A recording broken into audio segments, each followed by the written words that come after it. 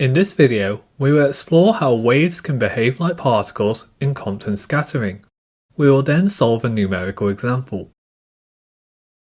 To further test Einstein's photon model of light, we can consider the scattering of light as it interacts with an electron. In this experiment, a beam of X-rays is aimed at electrons in a graphite target, and the wavelength of the radiation scattered from the target is measured.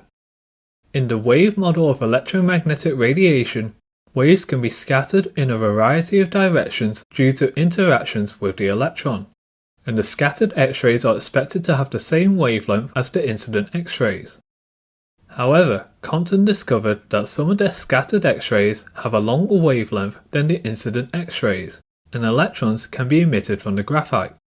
This change in wavelength also depends on the angle through which the radiation is scattered, and this could not be explained using the wave nature of light. If we now consider the photon model of light, the scattering process can be seen as a collision between two particles, the incident photon and an electron at rest. After the two particles collide, the scattered photon can be deflected at a variety of angles theta with respect to its initial direction.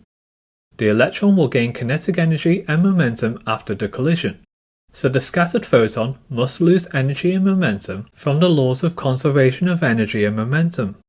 Since the energy of a photon is given by the following equation, a lower energy photon must result in a lower frequency and longer wavelength photon than the incident photon. This conservation of momentum exhibited in Compton scattering provided further evidence of the particle nature of light. To calculate the change in wavelength of the photon delta lambda, we can use the Compton scattering equation. Lambda f and lambda I represent the final and initial wavelengths of the photon.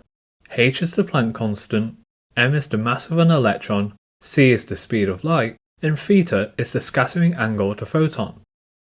Notice how the change in wavelength only depends on the scattering angle, not on the energy of the photon. For instance, when theta is 0, cosine theta is equal to 1, and delta lambda will be equal to 0. This means that when there is no deflection, there is no loss of energy in the photon, and no electron is emitted. On the opposite end, if we have a scattering angle of 180 degrees, cosine theta is equal to -1, and delta lambda will obtain its maximum value. This results in a maximum increase in wavelength of the photon, and a maximum energy transfer to the electron. Let's now consider a numerical example where we want to calculate the wavelength of the scattered photon. This can be done by using the Compton scattering equation, so let's first calculate the change in wavelength delta lambda and substitute in the known values. Moreover, the quantity h over mc is a constant value equal to 2.426 times 10 to the negative 12 meters, and it is known as the Compton wavelength. Completing this calculation, we get a change in wavelength of 3.91 times 10 to the negative 13 meters. We can then calculate the final wavelength by adding the initial wavelength of the photon, giving an answer of 0.0529 nanometers. And notice how the change in wavelength is a very small value. This now concludes our video on Compton scattering. Thank you for watching.